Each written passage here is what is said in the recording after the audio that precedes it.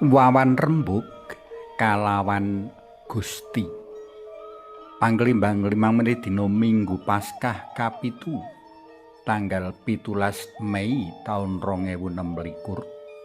Kapethik saka Injil Yohanes bab 17 ayat 1 tekan ayat 11a.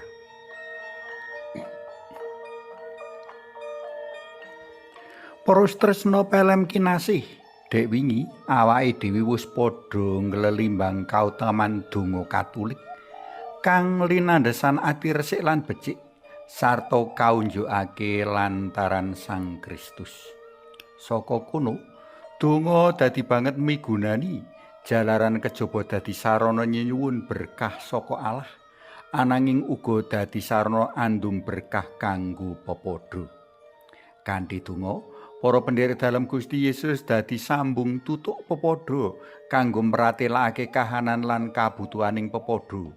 Uga dadi sambung asta dalam Gusti jroning mratahake berkah dalem. Gusti Yesus sing waosan dina iki nuladhakake kaya ngapa panjenengane ngayati donga ora amung kanggo nyenyuwun kanggo diri pribadi wae, ananging minangka pirembugan antara panjenengane kalawan Allah yang Rama. Jroning pirembugan mau, Gusti Yesus nyangking para murid kanggo kasuwunake berkah marang Allah yang Rama. Kula nyuwunaken kangge tiang-tiang ingkang paduka pasrahaken dumateng kawula.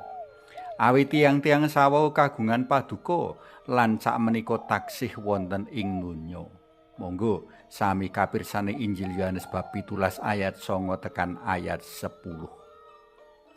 Wong-wong kang kacangking jroning donga dalem Gusti Yesus kang ora ana liya yaiku para pendherek dalem kang wis padha asrah pitaya lan midhangetake panjenengane. Marga asrah pitaya lan midhangetake panjenengane, mula wong-wong mau uga dadi kagungan dalem Allah piyambak. Marga asrah pitaya lan midhangetake panjenengane, wong-wong mau uga bakal nindakake karsa dalem Allah yang Rama kang ngutus Gusti Yesus. Gusti ndongakake para murid jalaran wong-wong mau isih urip ana donya.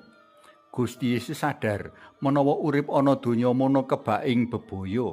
Pindha wedhus ing satengahing asu ajak, pindha gandum ing satengahing alang-alang, pindha winih kang tuwuh ing satengahing tetuwuhan ri bebondotan, pindha manungsa ringkih jroning inceraning iblis.